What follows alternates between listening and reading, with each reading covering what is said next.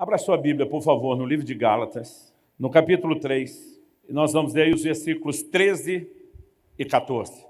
Eu fiquei muito impressionado enquanto o Emanuel Ziga estava pregando, porque a ideia da gente trazer pessoas diferentes é ter assuntos diferentes, perspectivas diferentes, né? Mas a minha mensagem hoje, eu vou começar falando de uma promessa que Deus fez a Abraão, para terminar, e uma experiência que Ele quer trazer na minha e na sua vida, chamada um batismo de fogo. E quando Ele começou a falar dessa aliança, eu falei, não vi que estava tão amarradinho desse jeito, né? Mas fui brincar com ele, falei, amigo, você fez uma excelente introdução para a minha mensagem. Acredito que, de alguma forma, algo que Deus queira não só falar, mas fazer nessa tarde. E eu oro assim, mantenha o seu coração bem sintonizado com Deus. Mais importante do que me ouvir é que você o ouça, é que você deixe a palavra dele entrar no seu coração, é que você permita aquela aplicação personalizada que só ele pode fazer dentro de você, porque aqui eu vou fazer uma aplicação generalizada, mas ele tem a capacidade de colocar a palavra certa no lugar certo, te ajudando a ter a perspectiva e a aplicação certa. Então, eu quero que você creia, eu quero que você ore por isso e que você confie que nesse ambiente do sobrenatural, o Espírito da verdade vai fazer algo. Amém? Eu sei que a minha característica e parte do meu chamado é o ensino, mas eu acredito que o propósito da mensagem, ele envolve uma liberação profética. Então, vamos ficar bem aberto àquilo que Deus tem, em nome de Jesus. Gálatas, capítulo 3, versículos 13 e 14, diz, Cristo nos resgatou da maldição da lei, fazendo-se Ele próprio maldição em nosso lugar. Porque está escrito, maldito todo aquele que for pendurado em madeiro, para que a bênção de Abraão chegasse aos gentios em Jesus Cristo, a fim de que recebêssemos pela fé o Espírito prometido. Pai, nós te louvamos e declaramos nossa confiança no Senhor e na ação do Teu Espírito, o Espírito da verdade. Te louvamos por esse tempo, te louvamos por aquilo que o Senhor tem preparado e queremos, de fato, ser servidos da mesa do Senhor, do pão sagrado da palavra. Mas oramos, ó Deus, por mais do que orientação, informação, alimento. Nós clamamos, ó Deus, que, de fato, junto com a Tua palavra, venha a compreensão espiritual, venha essa aplicação personalizada do Teu Espírito Santo que falamos. E, acima de tudo, nós clamamos pelo Teu toque. Toca as nossas vidas. Permita-nos sair desse lugar não apenas com informação ou entendimento. Nós queremos sair desse lugar debaixo do Teu toque. Nós clamamos por isso. Em nome de Jesus. Em nome de Jesus. Amém. Amém. Bom, esse é um texto conhecido das Escrituras. Eu diria bem conhecido. Porém, talvez eu não ousaria dizer que ele tem sido bem entendido ou compreendido. O Calvário, obviamente, é um lugar de troca. A Bíblia diz que Cristo se fez maldição por nós, para que nós recebêssemos a bênção. Mas esse não é o único lugar que fala da troca. Paulo escreve aos Coríntios e diz que ele se fez pobre para que nós nos tornássemos ricos. Na mesma epístola aos Coríntios, ele diz que aquele que não conheceu o pecado foi feito pecado por nós, para que nele nós fôssemos feitos a justiça de Deus. A Bíblia diz no livro de Isaías que ele levou sobre si as nossas enfermidades para que pelas suas feridas nós fôssemos sarados. E nós podemos destacar vários aspectos ou elementos dessa troca.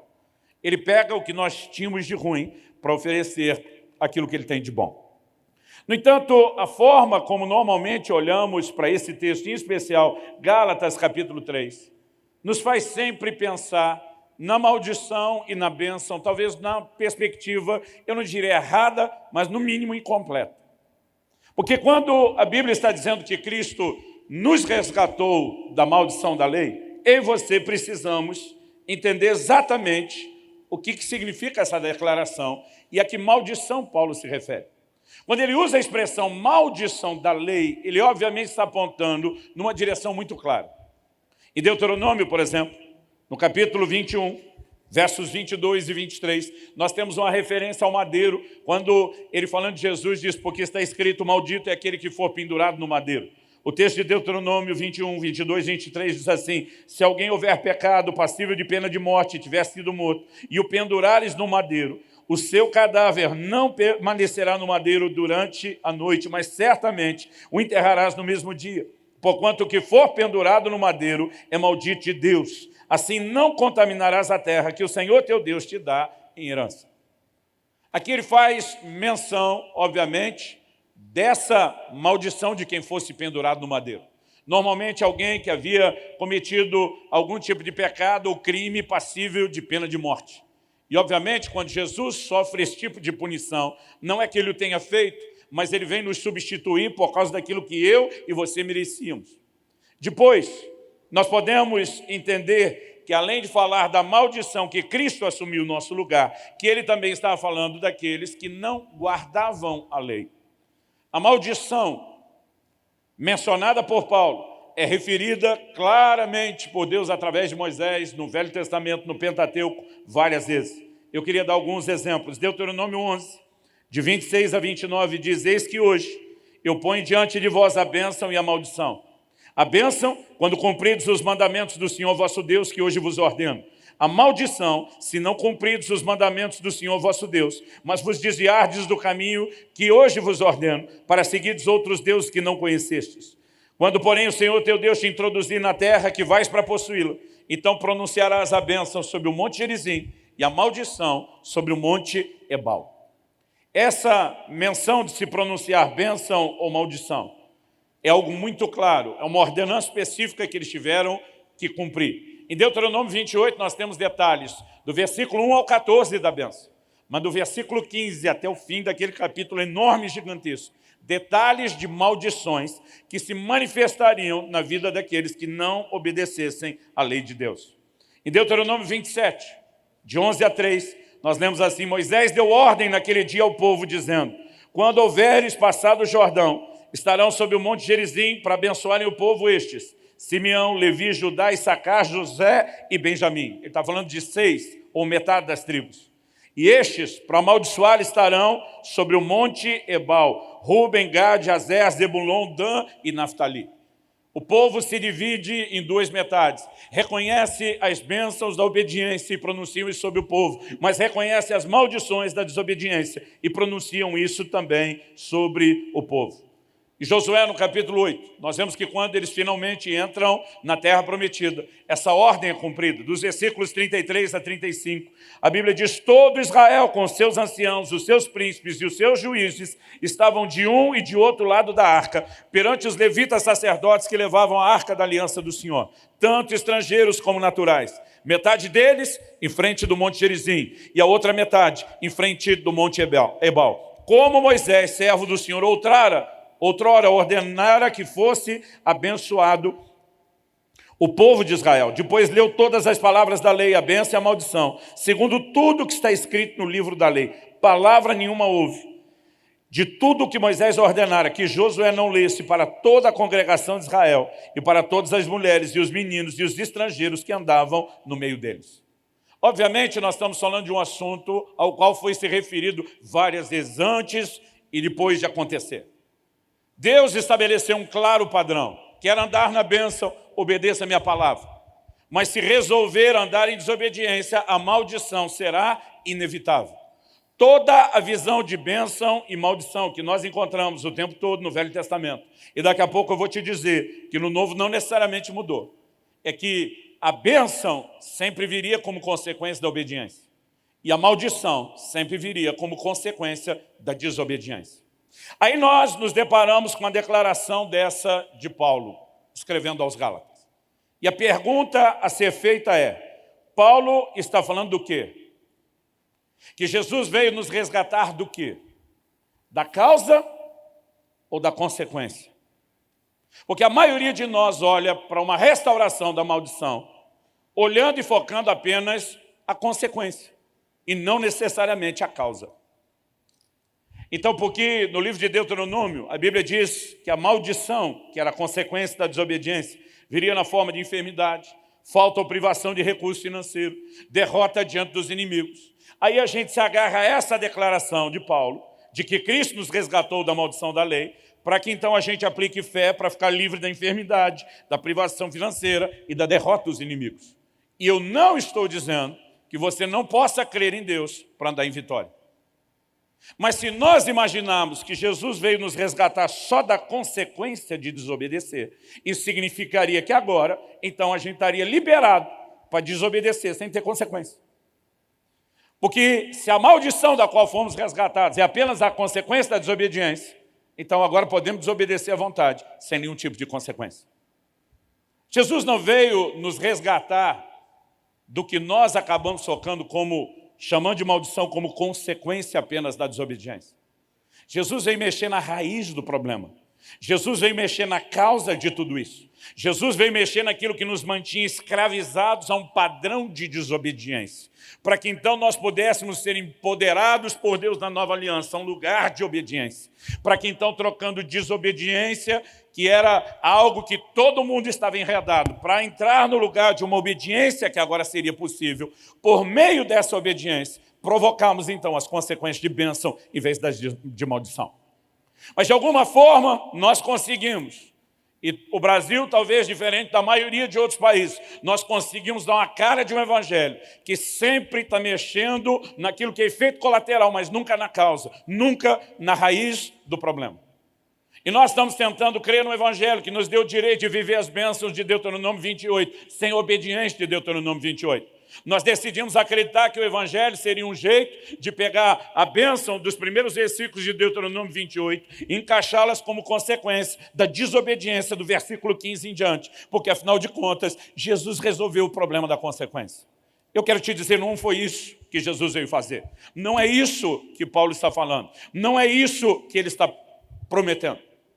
Na verdade, quando ele diz para que recebêssemos a bênção, ele diz a bênção de Abraão, o patriarca maior com quem Deus fez uma aliança. E fez uma aliança decidido a fazer algo na terra através da linhagem dele. Agora, lembre-se que, embora isso tenha o seu cumprimento em Cristo, porque da linhagem de Abraão viria aquele, no qual todas as famílias da terra poderiam ser abençoadas, Deus também está estendendo isso a nós, o seu povo. Na velha aliança era o Israel natural. Mas na nova aliança, Paulo escreve, ele explica mais aos Gálatas até do que só aos Romanos, que nós somos os filhos da fé. Porque Deus fez duas promessas distintas a Abraão. Numa delas ele diz, a sua descendência será como a areia do mar. Mas na outra ele diz, a sua descendência será como as estrelas do céu. Quando ele fala da areia do mar, ele estava dizendo, eu vou te dar uma descendência terrena. Mas quando ele fala das estrelas do céu, ele estava dizendo, eu vou te dar uma descendência celestial. João Batista, em Mateus 3, ele olha para os judeus seus dias e diz, vocês estão se orgulhando de serem filhos de Abraão, dizendo, nós somos filhos de Abraão. Ele diz, das pedras, Deus pode fazer nascer filhos de Abraão. Sabe o que ele está dizendo? Vocês não têm noção de onde Deus vai tirar o cumprimento da promessa desses filhos de Abraão. Então, isso também nos envolve. Então, a partir de Cristo, descendente de Abraão, e agora de uma nova linhagem espiritual, Deus fará algo em toda a terra. Mas a pergunta é, o que ele de fato quer fazer? Será que quando nós falamos em bênção, nós vamos o tempo todo só imaginar um mundo naturalmente falando, algo transitório e terreno apenas sendo melhorado? Porque o foco do evangelho, principalmente no meio carismático e neopentecostal brasileiro, virou isso. E não estou dizendo que nós não devemos esperar que Deus faça isso. Só estou aqui para dizer que a gente não pode confundir propósito com consequência, propósito com efeito colateral. Paulo escreve aos Coríntios e diz, se é só para esse mundo que nós esperamos em Cristo, se é só para as coisas terrenas que nós esperamos em Cristo, nós somos de todos os homens os mais dignos de lástima. Então o evangelho vai produzir efeito nessas áreas? Vai, mas o cerne do evangelho não é esse. Nós precisamos entender exatamente o que é que Jesus veio fazer. E quando falamos de causa ou consequência, eu preciso, de fato, repetir isso. Se estar redimido da maldição pela obra da cruz em Cristo fosse só não ter mais consequência, a gente não teria mais nenhum tipo de problema hoje. E isso não é bem verdade. Aliás, em Apocalipse 22, no versículo 3, a Bíblia fala de um momento quando Deus vai enxugar dos olhos toda lágrima, quando não haverá mais morte, não haverá doença, não haverá enfermidade. A Bíblia diz que, então, nunca haverá mais qualquer maldição. Então, pelo jeito, a coisa não findou ainda. Aliás, no livro de Hebreus, no capítulo 6, a palavra de Deus nos fala no versículo 8, sobre aquele tipo de terra.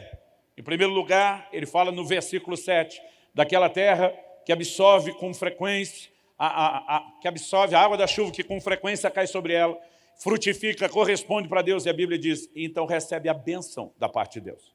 Mas ele fala de um outro tipo de terra que não dá fruto. E a Bíblia diz que esse tipo de terra está perto da maldição, e o seu fim é ser queimada. Ele está falando com crentes da nova aliança. E ele está falando de gente que, porque corresponde e frutifica para Deus, vai andar na bênção. Mas ele está falando de gente que não corresponde e será tocado pela maldição. Então, se a maldição já tivesse sido erradicada do nosso meio, não se trataria disso no Apocalipse falando de um evento futuro, e não se trataria da possibilidade de alguém hoje poder ser tocado por maldição em vez de bênção. O problema é que nós decidimos acreditar que Cristo nos resgatou dessa consequência, e não do que era o grande motivo de gerar as consequências. Então, o que é que eu e você precisamos olhar e entender? O que é que gerava a maldição? Desobediência. O problema é que o homem não conseguia, não podia, não tinha a menor condição de viver essa dimensão de obediência no passado. Em Romanos, no capítulo 8, no versículo 3, a Bíblia diz assim, porque aquilo que a lei não podia fazer por causa da fraqueza da carne. Essa palavra aqui, traduzida fraqueza, ela significa também enfermidade, impotência, em outras traduções, doença. Então, a Bíblia diz que a lei estava enferma, doente pela carne. E a Bíblia diz, é aquilo que Deus não podia fazer por causa da fraqueza da carne. Isso fez Deus, enviando seu próprio Filho em semelhança de carne pecaminosa, e no que diz respeito ao pecado. É por isso que a Bíblia continua, depois de diz, para que Deus julgasse o pecado na carne, a fim de que eu e você pudesse viver hoje o cumprimento do preceito da lei. Então, aquilo que um dia não foi possível, porque a lei estava enferma, se tornaria possível na nova aliança. O que é que Jesus veio fazer? Que muda a impossibilidade de obediência para uma possibilidade de obediência. Porque enquanto vivíamos a impossibilidade de obediência, a consequência da desobediência era a maldição. Agora Jesus vem nos tirar dessa maldição fatídica e inevitável. Por quê? Porque agora Ele nos possibilita quebrar o ciclo de comportamento que era impossível ser quebrado e nos mantinha na desobediência, sendo então a maldição a mera consequência. Mas o nosso problema real era a desobediência. E porque para o homem durante a lei era impossível. E aí nós vamos entender vários elementos importantes na Bíblia. E eu não quero tentar exagerar na terminologia teológica, mas algumas questões elas são básicas demais e deixaram de ser tratadas. E às vezes a gente acaba pulando isso. Em Gálatas 3,19, por exemplo, Paulo pergunta, qual, pois, a razão de ser da lei? Ela foi adicionada por causa das transgressões, até que viesse o descendente a quem se fez a promessa. Em outras palavras, Deus está dizendo que a lei tinha prazo de validade. Mas ela foi dada como algo importante até que viesse o descendente a quem se fez a promessa. O que Deus está falando de Cristo fazer é a forma como foi viabilizada o cumprimento dessa promessa, por meio daquele descendente mencionado logo no início. O descendente da mulher haveria de esmagar a cabeça da serpente. Nós precisamos entender que obra é essa que Jesus fez na cruz. Mas para que a gente entenda, precisamos reconhecer qual era a condição do homem.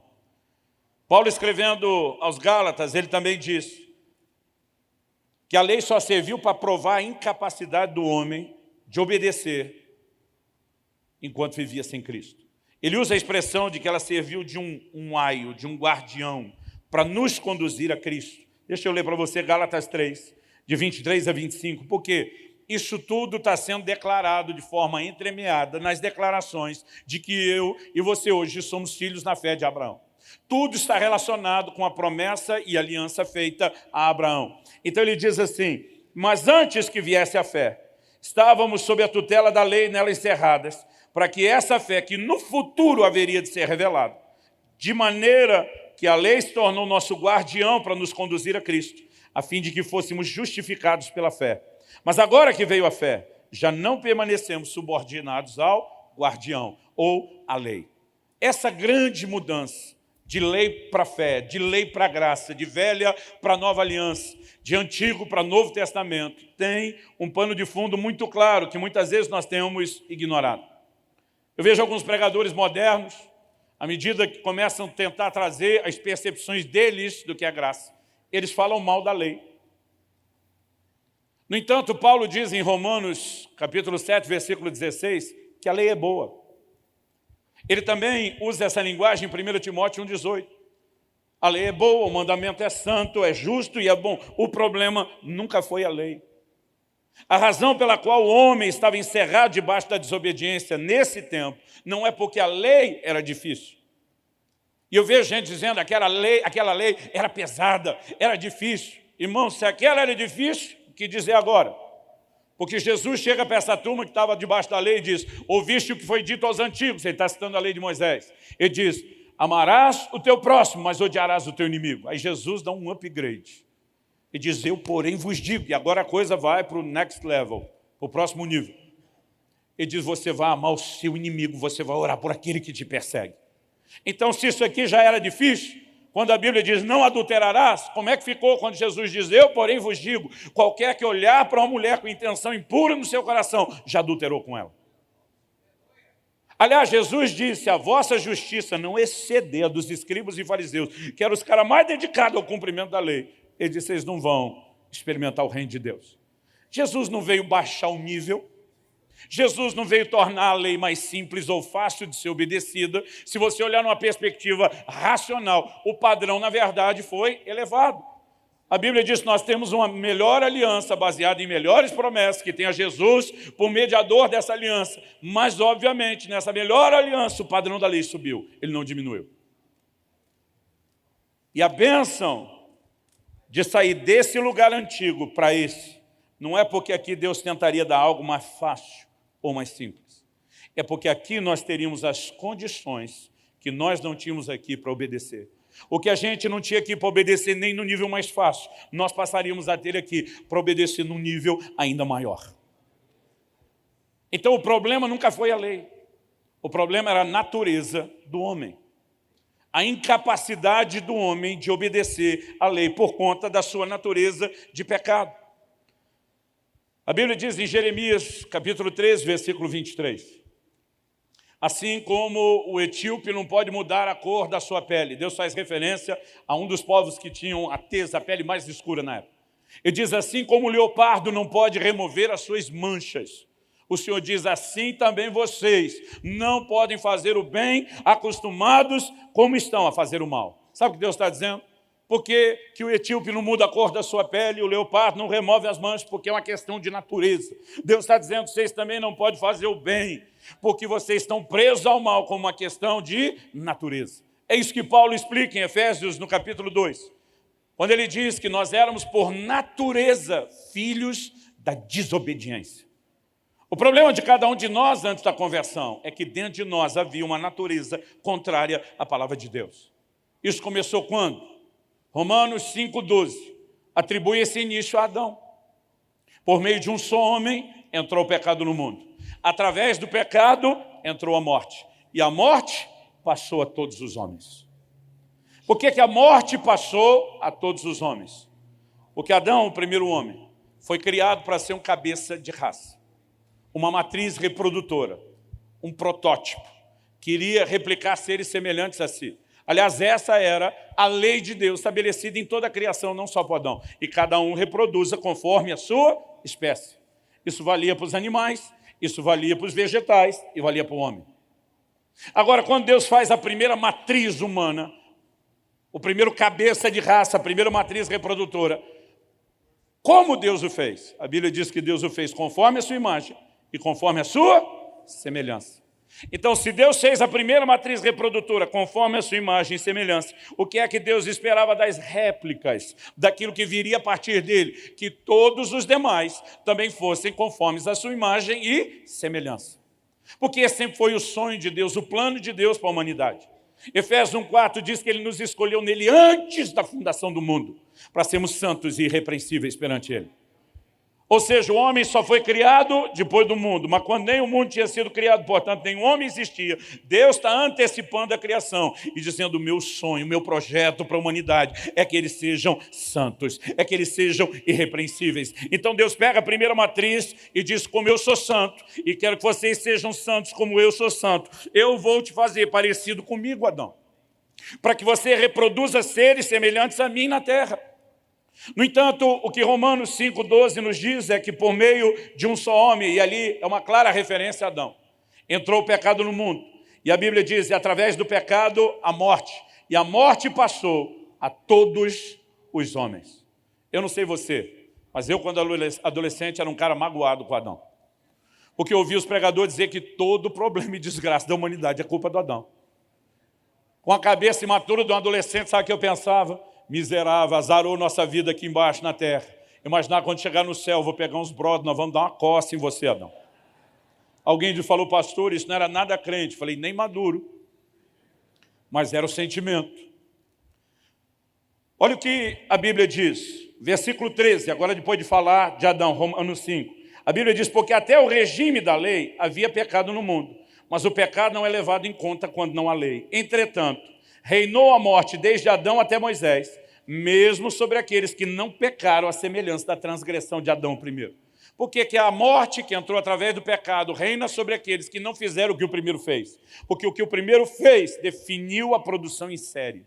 Quando Adão pecou, ele não apenas se auto-sabotou, ele sabotou a matriz reprodutora, o molde, o protótipo.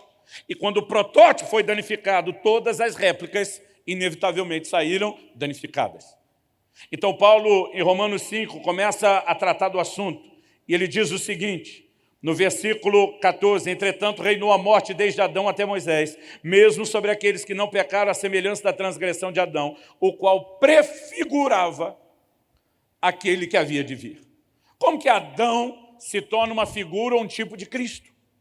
Durante muito tempo eu tinha dificuldade de entender isso, porque eu pensava: se o Adão é o sinônimo do fracasso, da imperfeição, da derrota, como é que ele pode prefigurar Cristo? O problema é se você tentar comparar comportamento. O que nós precisamos comparar não é o comportamento. O que nós precisamos comparar é propósito. O que o primeiro Adão era? Um cabeça de raça. No que ele prefigura Cristo? E isso é algo que eu e você precisamos entender a respeito de Cristo. Ele também veio para ser um cabeça de raça. O verso 15 diz assim: todavia não é assim um dom gratuito como ofensa. Porque se pela ofensa de um só, Adão, morreram muitos, muito mais a graça de Deus e o dom pela graça de um só homem, Jesus Cristo, foram abundantes sobre muitos. Ele está dizendo que assim como Adão lá no início tem uma atitude que afeta muita gente, viria um outro homem prefigurado por ele, prefigurado como cabeça de raça, que também teria impacto das suas escolhas e ações sobre muitos outros. Agora olha comigo, verso 16. O dom, entretanto, não é como no caso em que somente um pecou, porque o julgamento derivou de uma só ofensa para a condenação, mas a graça transcorre de muitas ofensas, a consequência da primeira, para a justificação. Porque se pela ofensa de um e por meio de um só reinou a morte, muito mais os que recebem a abundância da graça e o dom da justiça reinarão em vida por meio de um só, a saber, Jesus Cristo. Enquanto um só define um péssimo destino para a humanidade, um outro, como um só, vem para mudar completamente essa condição e essa realidade. Verso 18.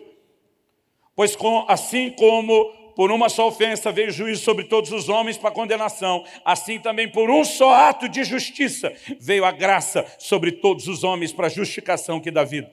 19. Porque como pela desobediência de um só, Adão, muitos se tornaram pecadores, assim também por meio da obediência de um só, muitos se tornarão justos. Agora percebe que nós não estamos mais discutindo só sobre os cabeças de raça. Paulo incluiu que o problema do primeiro espalhado é a desobediência. E a solução do segundo, que espalha a sua consequência, é a obediência. Obediência versus desobediência é o cerne de toda a questão e problema do homem com o pecado e na sua relação com Deus desde o início. E o que Deus veio tratar de novo foram questões como obediência e desobediência.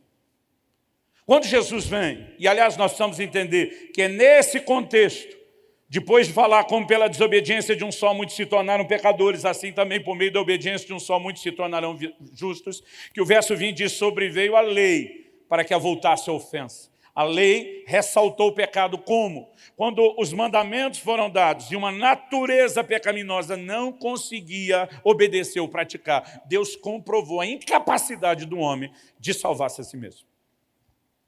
Aí ele diz o seguinte, sobreveio a lei para que avultasse a ofensa, mas onde abundou o pecado, superabundou a graça.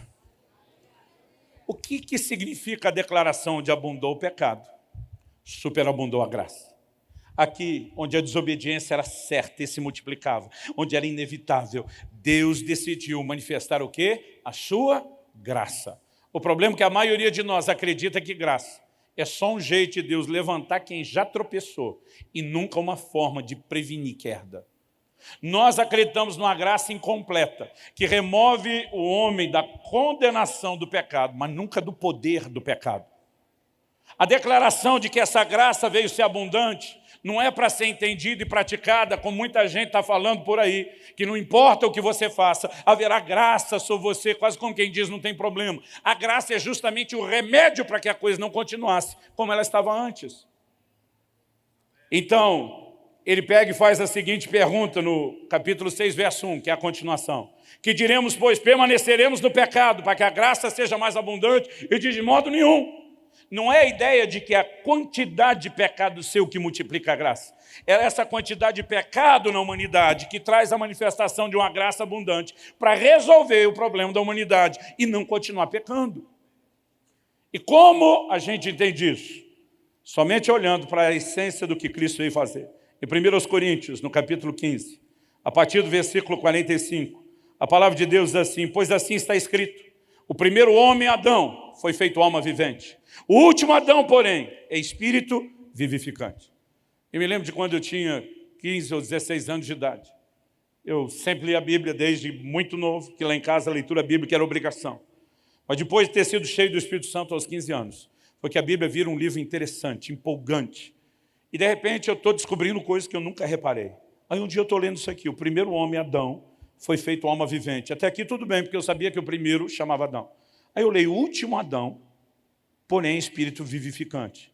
E de repente veio o choque. Falei, tem outro Adão? Fui perguntar ao meu pai, que era um estudioso de Bíblia. Papai, por acaso tem mais de um Adão? E meu pai, old school, velha guarda, retribui com uma pergunta quase que o tempo todo, era o que ele fazia. Está falando isso por quê? Falei, não, porque eu estava lendo Paulo, escrevendo aos Coríntios, e Paulo falou, é porque tem. Ok. Então deixa eu reformular a pergunta. Já que tem um outro Adão, quem é esse tal do último Adão? E o papai, de novo, no estilo velha guarda, que se recusava a dar tudo mastigado, ensinava a gente a pensar, me diz, vai conversar com o texto? Mas, pai, o senhor já sabe, vai conversar com o texto, sim, senhor. Aí volto eu para o texto. Primeiro homem, Adão, já sei muito bem quem é, foi feito alma ao ser vivente. Agora, o último Adão é espírito vivificante. Aí eu olho e digo, tem um contraste. Enquanto o primeiro é só um ser vivo, o outro é um ser que dá vida. Falei, ok, está dando informação. Nós vamos descobrir quem ele é. 46. Mas não é primeiro o espiritual, e sim o natural. Depois, o espiritual. Parei e falei, peraí, na ordem de aparecimento, na cronologia, o primeiro Adão, que eu sei muito bem quem era, é natural. O último Adão é espiritual. Então, já tenho duas características. Um é só um ser vivo, o último é o ser que dá vida. O primeiro é natural, o último é espiritual. 47. O primeiro homem formado da terra é terreno. O segundo homem é do céu.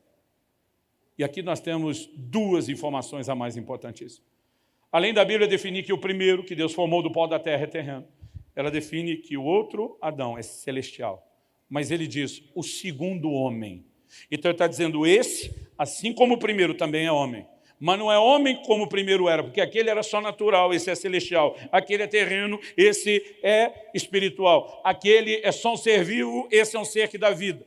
Quando você pega a característica de um homem, que não é natural, mas é espiritual, não é terreno, mas é celestial, não é só ser vivo, mas ser que dá vida. Por eliminatória aqui, já não cabe mais ninguém. Quem que encaixa aqui? Cristo. Pois bem, agora a pergunta é, por que Cristo é chamado de último Adão? Para começo de conversa, ele é chamado de último e não só de um novo. Porque depois dele não haverá necessidade de nenhum outro. Mas por que a necessidade de um novo Adão? Porque o primeiro falhou. Então a gente precisa entender que o que Cristo veio fazer é cumprir o propósito que o primeiro nunca cumpriu. Jesus não veio só perdoar a culpa e a consequência dos pecados que eu e você cometemos. Ele não veio só corrigir a rota de condenação que nos levava para o inferno, para então mudar o caminho, a trajetória para o céu. Ele veio cumprir o propósito. Qual era o propósito que o primeiro Adão nunca cumpriu? Ele foi criado à imagem e semelhança de Deus, para reproduzir seres semelhantes a Deus na terra. Mas quando ele pecou, danificou o molde, em vez de reproduzir o que Deus planejou, ele agora reproduz homens pecadores como ele. E isso se torna um problema por natureza. Então, na sequência, o que é que o versículo 48 e 49 diz?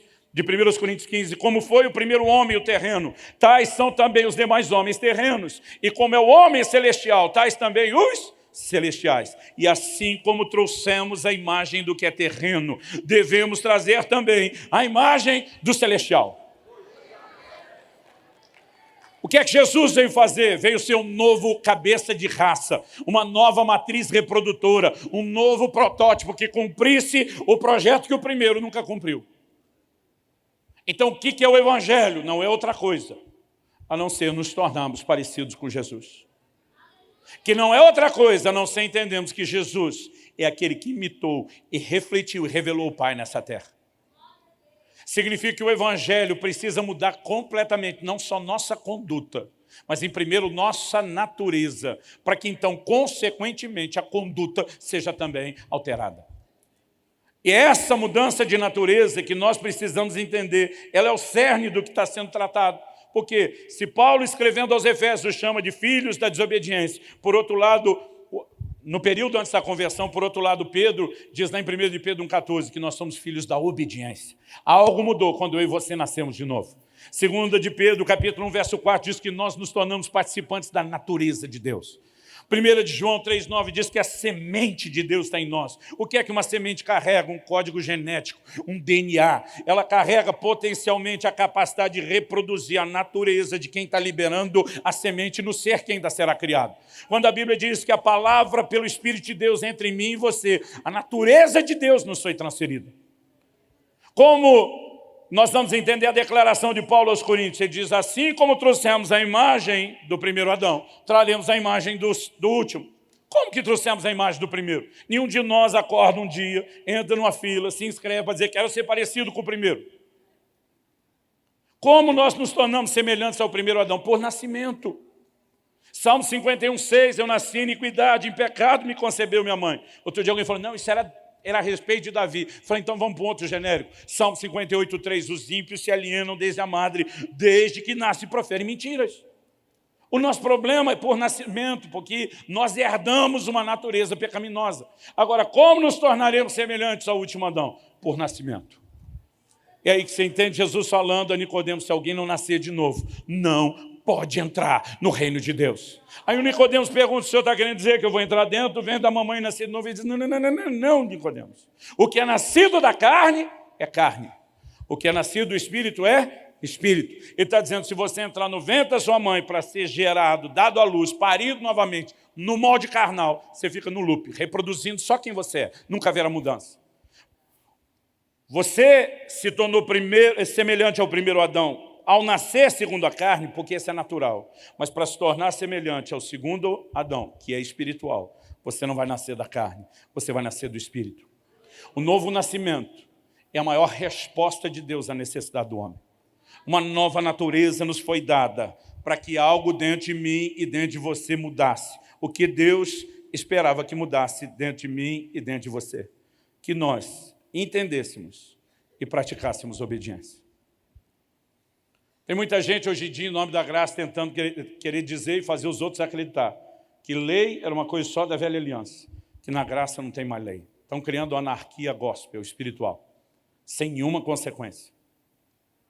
Quando, na verdade, o que nós precisamos entender, e outro dia um garoto ainda veio discutir comigo, não, pastor, a Bíblia diz que o fim da lei é Cristo. Falei, o fim de uma lei específica, cabeção, e não de todo e qualquer tipo de lei. Senão você não precisaria obedecer nem às leis do seu país. Eu falei, qual foi a lei que findou em Cristo? A mesma Bíblia explica. Hebreus 7,12 diz que onde há mudança de sacerdócio, há mudança de lei. Aqui, no que era chamado a lei, nós vivíamos debaixo de um antigo sacerdócio, o sacerdócio levítico, estabelecido por Deus através de Moisés. Mas aqui na nova aliança, nós estamos debaixo de um outro sacerdócio, é o sacerdócio de Cristo, segundo a ordem de Melquisedeque. Quando o primeiro sacerdócio finda, a lei que o regia finda com ele. Quando o novo sacerdócio começa, uma nova lei começa, e aí Jesus diz, um novo mandamento vos dou. Continua tendo mandamento. Não são exatamente os mesmos, porque com a mudança de sacerdócio houve mudança de lei.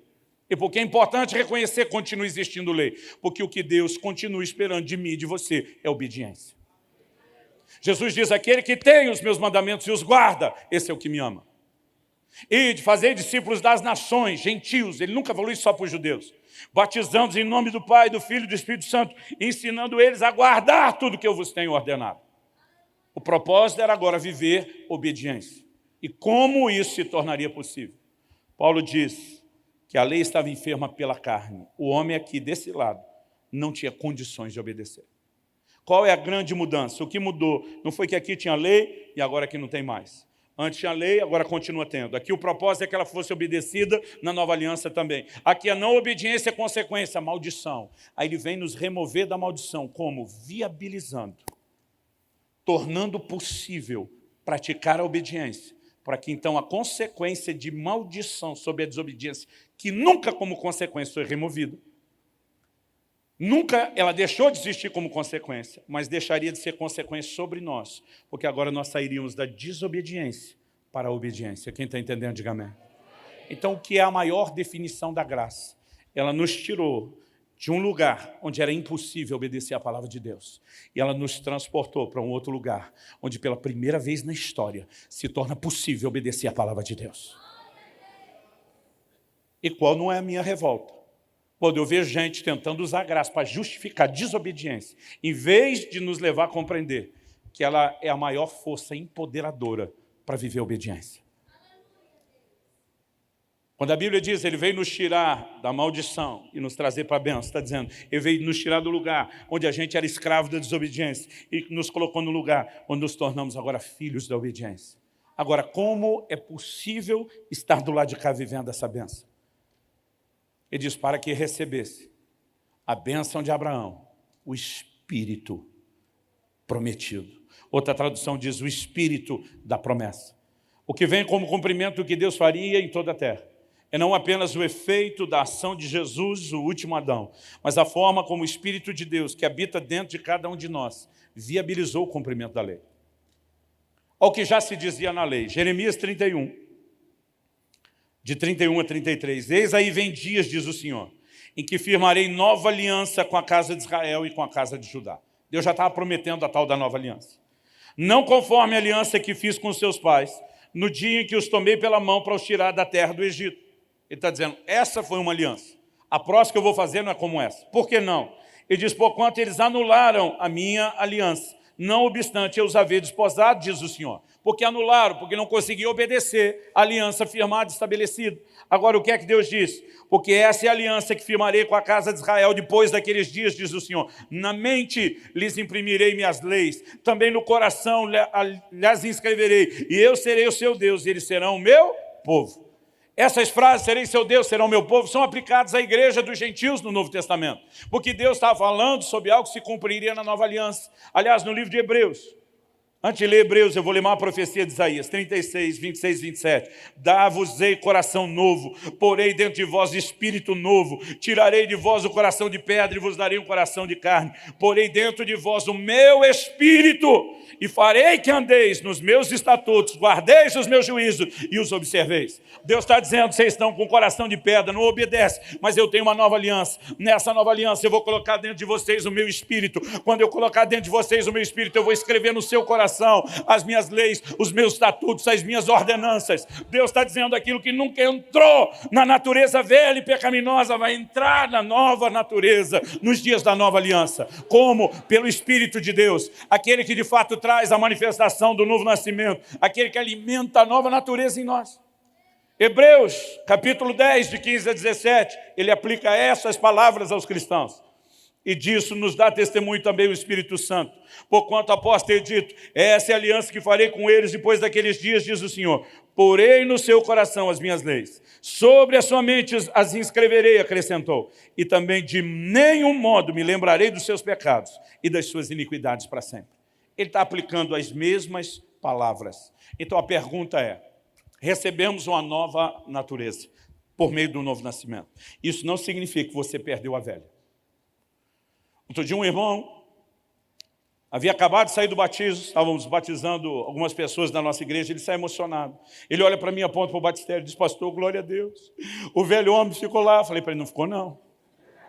Que isso, pastor, misericórdia? Ficou sim. Falei, ficou não. Miserável, saiu molhadinho com você e vai embora te acompanhando. Irmão, nós precisamos parar de acreditar que o velho homem morreu. Potencialmente foi destruído. Mas de forma prática é você que se livra do miserável. Por isso que Paulo escreve aos Efésios e fala sobre se despojar do velho homem e se revestir do novo, criado segundo Deus em verdadeira justiça e santidade. Como nós podemos viver essa realidade? Pela obra do Espírito em nós. Romanos 8:2. A lei do Espírito da vida te livrou da lei do pecado e da morte. Gálatas 5:16. Andai em espírito e jamais satisfareis as concupiscências da carne. O que nós recebemos como a definição da bênção de Abraão foi o Espírito que agora nos permite viver fora dos termos da maldição gerada pela desobediência, porque ele viabiliza andar na bênção, que é consequência da obediência, a maior característica produzida na vida de um nascido de novo.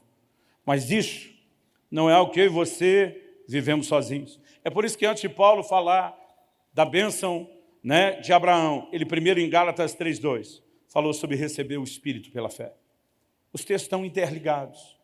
E nós precisamos entender a verdadeira essência da promessa do Espírito Santo. Em Efésios 1:13, Paulo diz, depois que ouviste a palavra da verdade, o evangelho da vossa salvação, e tendo nele também crido, fostes selados com o Santo Espírito da promessa. O tempo todo é assim que a Bíblia se refere a ele. Por quê? Há uma menção tão forte da pessoa do Espírito, porque é ele, segundo Paulo e segundo os Coríntios 3:18, que nos transforma de glória em glória na imagem do Senhor. Há uma obra transformadora do Espírito, há uma obra mortificadora do Espírito Santo sob a ação da carne. E a razão pela qual eu e você precisamos ser cheios do Espírito Santo não é apenas para ter poder para testemunhar, não é apenas para ter poder para pregar o Evangelho. Isso é uma parte, diria até pequena, do processo. Não é apenas para que a gente descubra o que é poder, dons, unção.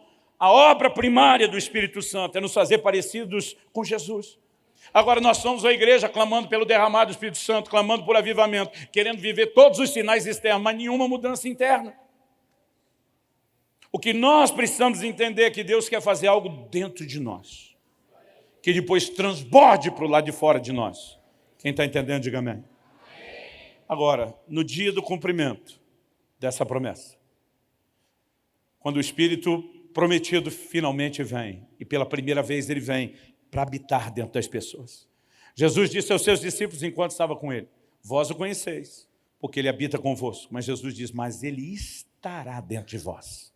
Ainda não estava do lado de dentro. Ainda não era um residente permanente. Ainda não era alguém que podia entrar nesse lugar da nova natureza de um espírito regenerado. Mas quando finalmente isso aconteceu, a Bíblia diz que as pessoas começam a olhar e foram vistas línguas como que de fogo sobre cada um deles. O cumprimento da promessa vem com uma expressão de fogo. Vem com o reforço de uma promessa a respeito disso.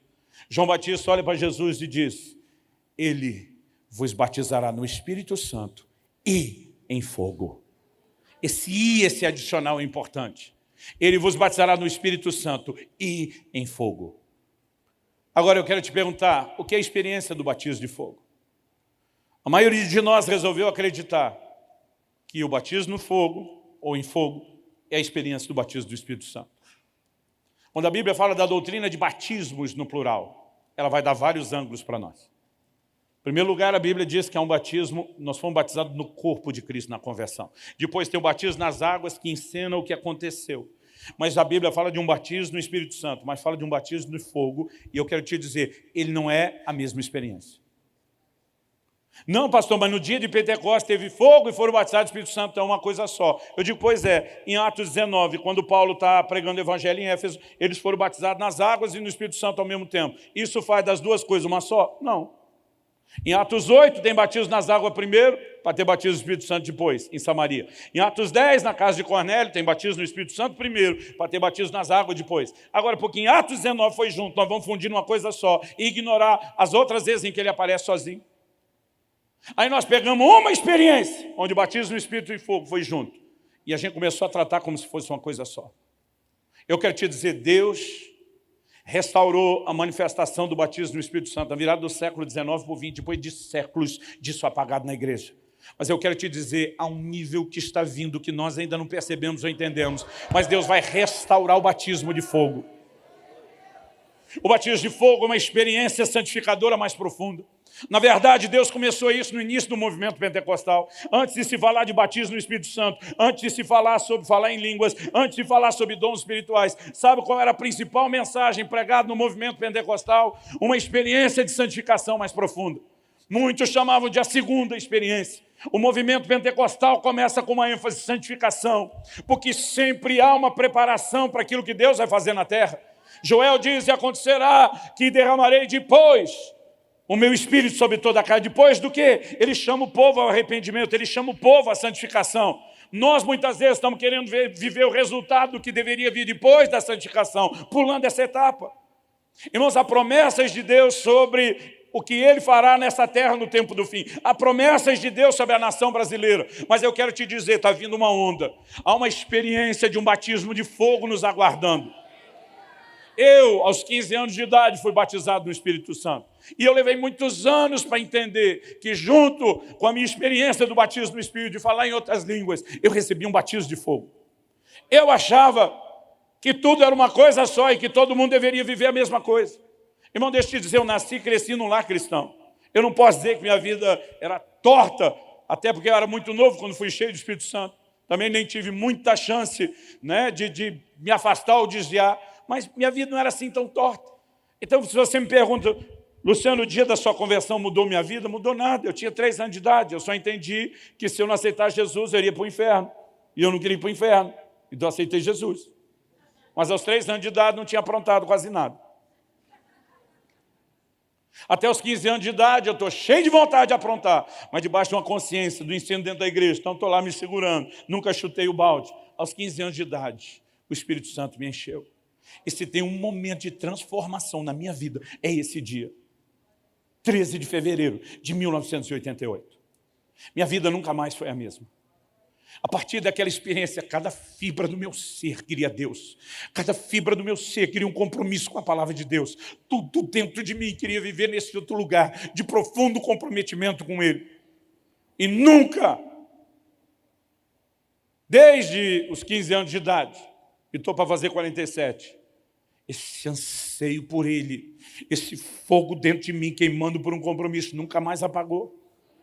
E aí eu ficava olhando para os outros, batizado do Espírito Santo, daqui a pouco voltando para o mundo, batizado do Espírito Santo, daqui a pouco esculhambando numa vida de carnalidade. Eu dizia, Deus, por que o cara não funcionou? Mas entre muitas coisas que não dá para resumir em pouco tempo, o Senhor começou a me fazer entender. Você teve 2 experiências ao mesmo tempo. E por muito tempo você acreditou e doutrinou que era uma coisa só. Alguns deles tiveram uma parte, mas não tiveram a outra. E aos poucos isso começou a chamar a minha atenção. Eu acredito que eu e você podemos experimentar um batismo de fogo. Há um lugar onde nós podemos entrar em Deus. Qual é a figura do fogo na Bíblia? É um elemento de purificação. Muitas vezes a Bíblia diz que ele vai queimar a palha. O que é a palha? Aquela parte da colheita que não presta, que não serve para nada. E tem muita coisa na minha e na sua vida que é palha. Tem muita coisa que está aqui esperando só o fogo de Deus para ser queimada. E de repente, eu começo a ficar surpreso, ouvindo o Ziga dizer que a aliança de Deus com Abraão é uma aliança de fogo. E que o que lá na frente ele vai fazer, como cumprimento da promessa que enviar o Espírito, é trazer o fogo dele dentro de mim e dentro de você. Nós estamos tentando ser uma igreja eficaz a partir de métodos, a partir de programas. Nós estamos tentando consertar do lado de fora um problema que está do lado de dentro. Mas quando nós permitimos que Deus faça algo do lado de dentro, inevitavelmente, eu digo para você, inevitavelmente, vai transbordar para o lado de fora. Quem está entendendo, diga amém.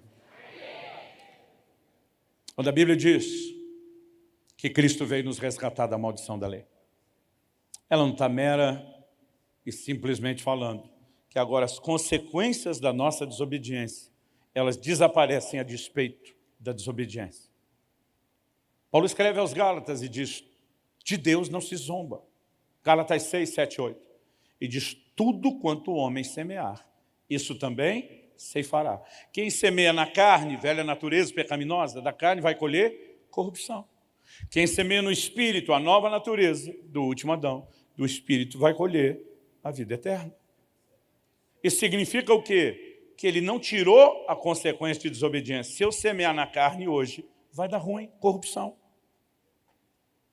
Mas em vez de entender o que é viver a nova natureza e como empoderados pelo Espírito nós podemos fazer isso, os pregadores modernos estão dizendo, não, se você estiver fazendo errado, não vai te trazer nenhum dano. Qual o propósito desse tipo de mensagem? Alguém falou, não, pastor, você tem que ter misericórdia. Eu falei, eu tenho. Cada vez que uma pessoa está diante de mim e diz, eu caí, eu digo, se arrependa, tem conserto para você. Agora, o fato de que Deus oferece misericórdia para te consertar, não quer dizer que é para você ficar brincando e continuar torto. Porque eles estão querendo a misericórdia que não endireita a vida de ninguém. Jesus olha para aquela mulher apanhada em flagrante adultério. Aqui, na velha aliança, ela está sentenciada à morte. Ele diz, eu te perdoo. Mas ele diz, vai e não peques mais. As pessoas hoje em dia estão querendo só a parte do eu perdoo, peque à vontade, porque o meu perdão é eterno e é repetitivo. É lógico, se houver novas quedas e arrependimento, vai haver restauração? Vai, embora haja consequências. Lógico que vai, não estou negando isso.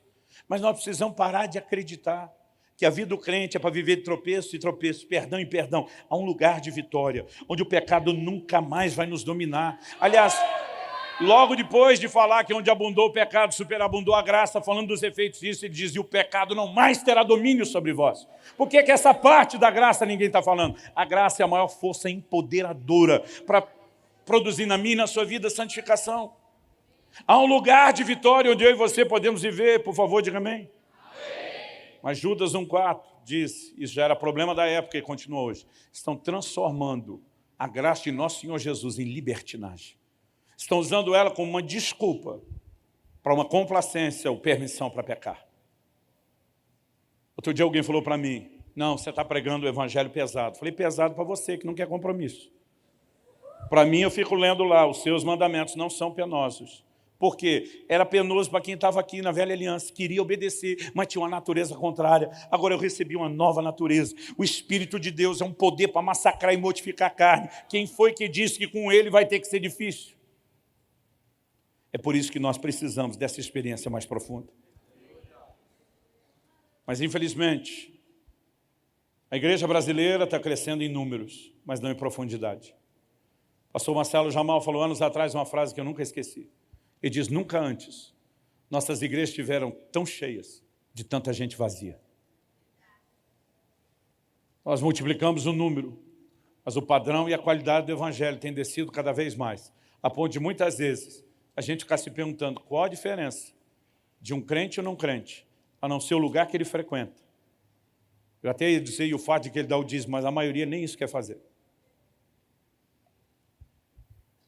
Jesus diz como é perfeito o vosso Pai Celestial. Sejam vocês também perfeitos. O Evangelho nunca foi um lugar de eterna imperfeição, e sim um lugar de aperfeiçoamento, transformados de glória em glória na imagem do Senhor. Mas para isso, nós vamos ter que voltar ao lugar de uma experiência profunda com o Espírito Santo que se renova. Nós precisamos entender que se Ele é a definição do cumprimento de tudo isso, é porque sem Ele não haveria arrependimento de pecados, não haveria novo nascimento. Tito 3,5 fala do lavar, da regeneração do Espírito Santo. É Ele que produz isso em nós. Sem Ele não haveria transformação de glória em glória na imagem do Senhor. O papel da pessoa e da obra do Espírito Santo é algo tão forte no Novo Testamento, que Paulo, em 2 Coríntios 3, chama a nova aliança de, e para mim isso é uma definição importante, ele chama de um ministério do Espírito. Agora, se eu e você demos esse lugar de importância à pessoa e à obra do Espírito, permitindo esse fogo arder em nós, lá na velha aliança Deus já dizia, o fogo arderá continuamente no altar. Se nós vivemos a nossa versão do fogo hoje, ardendo continuamente no altar, ardendo continuamente no altar, as coisas vão ser diferentes. Vamos ficar em pé para parecer que está acabando. Eu não quero falar só sobre a necessidade do fogo. Eu quero que a gente termine orando e clamando por esse fogo.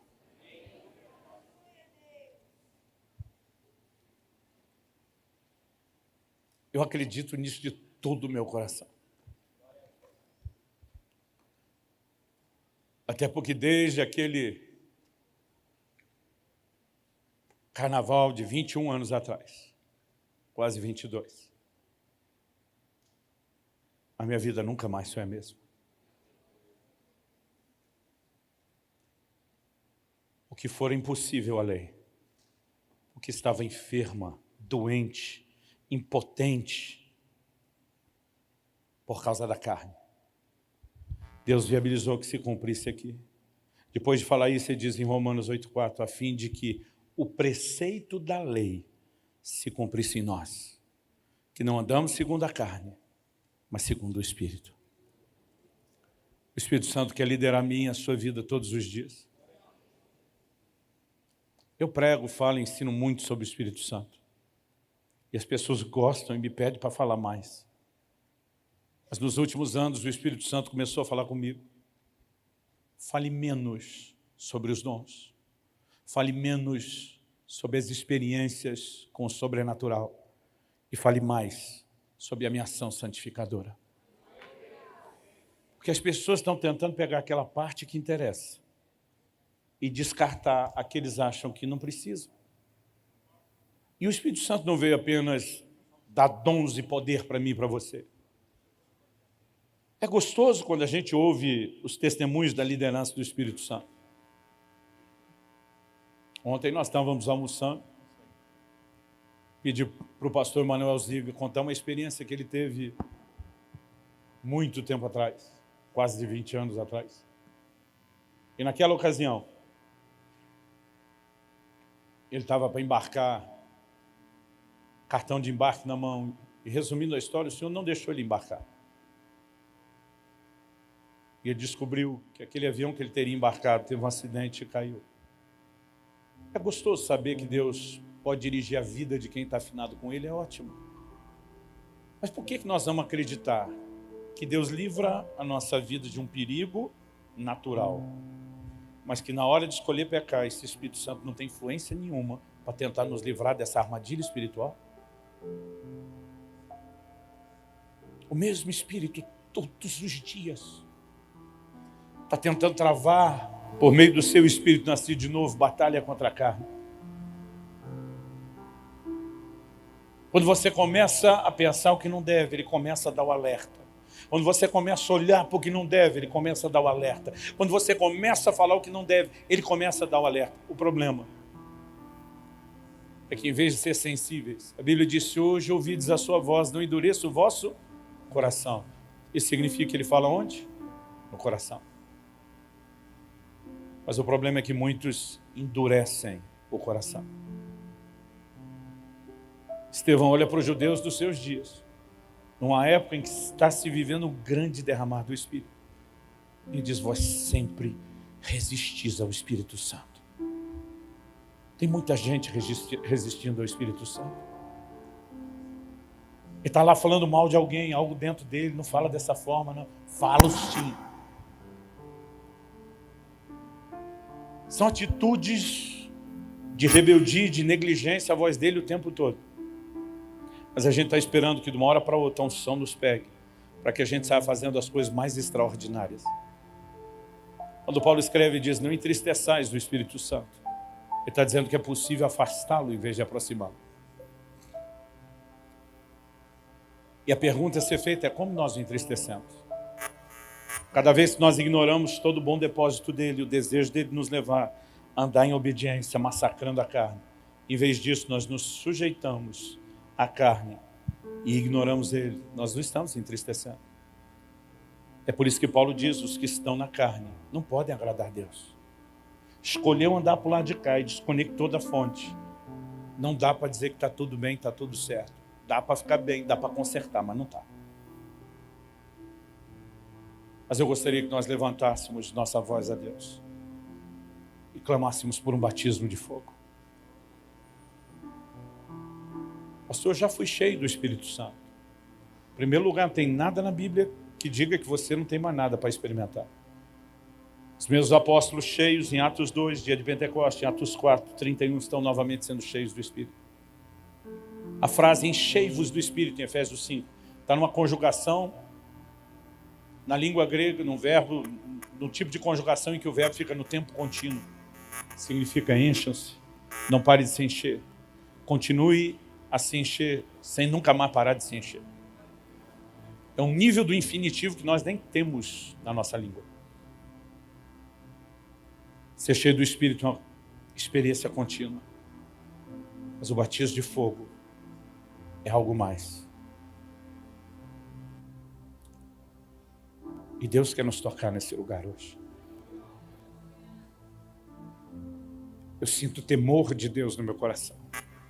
Mas ao mesmo tempo eu sinto o amor desse Deus que quer nos levar a andar nesse lugar de vitória. Essa conferência nasceu para fortalecer os sacerdotes santificados, para ajudá-los a chegar lá. E nós precisamos usar essa ferramenta. Quando Isaías tem um vislumbre da santidade de Deus, ele começa a enxergar o que falta nele e diz: ai de mim, eu sou um homem de lábios impuros. É nessa área que um anjo pega do altar uma brasa e toca ou tosta a boca do profeta. Eu costumo dizer que naquela área que eu e você admitimos que estamos em falta, exatamente aquela área que Deus está autorizado a tocar e trabalhar. E talvez hoje seja um excelente dia para dizer: Senhor, essa área está ruim. Está ruim. Mas eu preciso dessa provisão.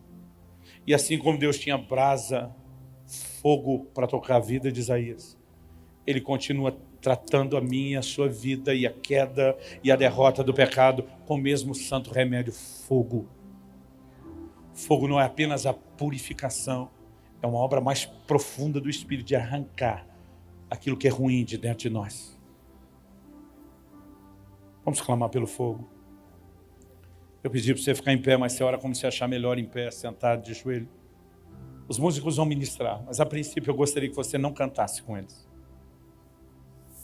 Enquanto eles ministram, eu quero que você ore, eu quero que você clame. Mas olhe para cá, querido, clame como se tudo dependesse dessa oração. Clame como se tudo dependesse desse momento. Uma vez ouvi uma frase do pastor Cote. Tem gente que na hora de pecar é abusado, na hora de se arrepender quer ser comedido. Ele diz: o seu arrependimento tem que ser no mínimo tão escandaloso quanto foi o seu pecado. Nós precisamos deixar Deus tocar as nossas vidas e tratar conosco. Essa não é para ser só uma tarde de perdão ou de restauração, mas uma tarde de capacitação, de empoderamento para você andar em vitória sobre a carne e o pecado. Então comece a orar, comece a orar. Eu vou pedir que mesmo marido e mulher evitem orar juntos. É um momento onde é cada um por si. Coloca a sua vida diante de Deus. E por enquanto, não quer dizer que nós não vamos fazer depois, mas por enquanto não cante, apenas ore, apenas ore, apenas ore. Vem sobre nós, Espírito Santo. Vem sobre nós, Espírito Santo. Nós precisamos do teu toque, nós precisamos do teu poder, nós precisamos do teu fogo. Sem ele isso terá sido só um discurso, uma palestra. Terá sido só uma aula teológica, nós precisamos de mais. Abre os céus e vem. Espírito Santo, Espírito Santo, Espírito Santo, vem sobre nós. Envolve-nos. Nós clamamos por um batismo de fogo nessa tarde. Nós clamamos por um batismo de fogo. Em nome de Jesus. A palavra de Deus nos revela que Deus é muitas coisas. Ele é um ser multifacetado. A Bíblia diz que Ele é amor, diz que Ele é bom, diz que Ele é justo, fiel, fogo consumidor, e a lista vai longe. Mas o que me chama a atenção é que a atmosfera do céu respira ou transpira um atributo: santo, santo, santo. Os seres celestiais não estão entoando amor, amor, amor, nem fiel, fiel, fiel, nem justo, justo, justo, apesar dele ser tudo isso. Porque aquela parte de Deus que Ele desejou antes de nos criar, que pudesse ser admirada, desejada por cada um de nós, ainda é aquela mais proclamada. E nada disso é sem razão. À medida que nos permitimos ser fascinados pela santidade de Deus. Outro dia alguém falou para mim: Subirá, acho que você está obcecado, você não fala de outra coisa não ser santidade. Eu falei: obcecado estão os serafins, os seres viventes. A Bíblia diz noite e dia sem cessar. Eles só dizem santo, santo, santo. Da visão de Isaías, que acontece 700 anos antes de Cristo, até aqui João narra no Apocalipse, cerca de 100 anos depois. 800 anos se passaram. Isso não significa que eles estão proclamando a santidade de Deus só aos 800 anos, mas você consegue imaginar você falando por 800 anos, noite e dia sem cessar: santo, santo, santo. Imagine depois de uns 150, 180 anos, algum de nós já ia estar muito entediado, debruçado num canto: santo, S-A-N-T-O. Porque normalmente a gente imagina alguém falando isso por obrigação. Mas a Bíblia diz que aqueles seres são cheios de olhos, por detrás e por diante. Que alguém disse que apenas 2 olhos seria muito pouco para admirar a beleza da santidade dele. Eles são cativados e atraídos por um dos mais fascinantes atributos de Deus, e eles não conseguem parar de ser santo, santo, santo. Quando nós como igreja chegamos ao lugar de entendimento que santidade de Deus não é algo para nos oprimir, mas um dos atributos assim mais desejados.